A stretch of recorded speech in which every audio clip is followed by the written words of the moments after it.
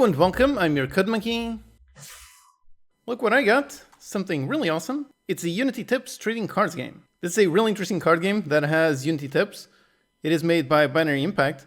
They make a bunch of tips on Twitter. You can follow them for tips pretty much every day. And they're also working on a really interesting game where you manage a parking garage. Go ahead and give it a wishlist. So they were giving out some of these packs over at Unite. I picked up a full pack, so let's look at it.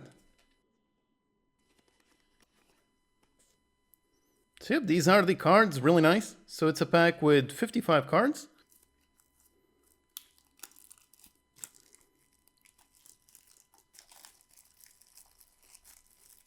So yep, here we are, 55 cards, all of them. So essentially we've got 55 really nice Unity tips. And of course the game itself is actually a game, it is not just Unity tips. Each of them has a tip written on it. Like for example like this one, on the null coalescing operator. So the null coalescing operator, which is a question mark, this is a nice option to shorten your null checks. Whatever is following the operator is only executed if the object is not null. This is especially useful when invoking events. This way you don't have to manually test for null and it makes the event much easier. So yep, that right there is a really nice tip. By the way, I have a dedicated lecture on the null coalescing operator on my C# course. And there are all kinds of them. For example, look at this one, on continuous collision detection. This is definitely something you should know about. The big difference between making a discrete collision detection or continuous collision detection. Like it says here, the difference between discrete and continuous is that the first only checks in discrete time steps, while the second one checks in between time steps by sweeping the object along its path. So for example, if you have a wall over here, if you make it discrete, then it will not trigger a collection. The object basically goes from here to here, basically teleports. But if you have it as continuous, then it will indeed trigger the collision, because it will test if there are any collisions along the entire path.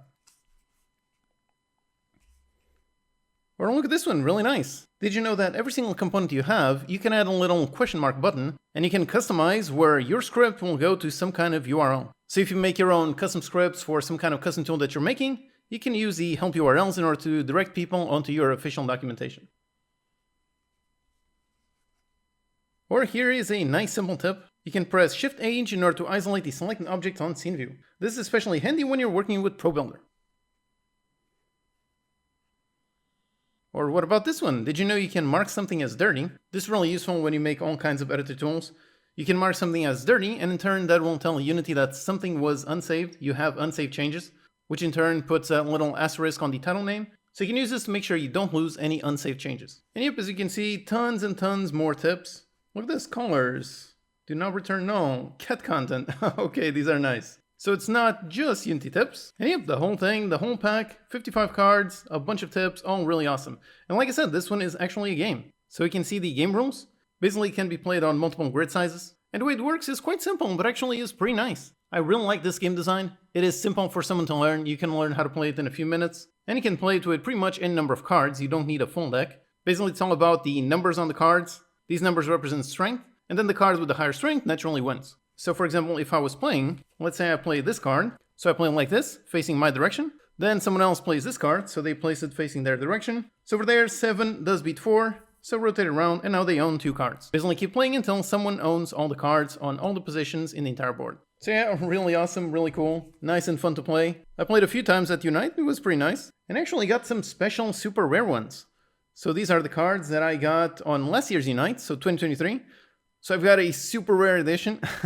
You can see over here the actual edition name, so 2023, whereas these over here are for the 2024. And on the cards themselves, last year they were making it just by themselves, whereas this year in 2024, this time they worked directly with Unity. That is why Unity was directly giving out these cards. So that was really awesome. It was great to see them build all kinds of boxes with tons of cards, preparing all the decks. I think they were doing that for hours at the hotel lobby. So yep, if you picked up some cards yourself, then go ahead and go play with a friend. I think this is a really awesome, really ingenious idea, and it's really nice to have something nice and physical. So yeah, this is really cool, and I definitely look forward to getting another edition next year. Hopefully at every single Unite, Unity won't be around giving out any of these trading cards. Like I said, go check out Binary Impact on Twitter and give their game a wishlist. Alright, thanks for watching, and I'll see you next time.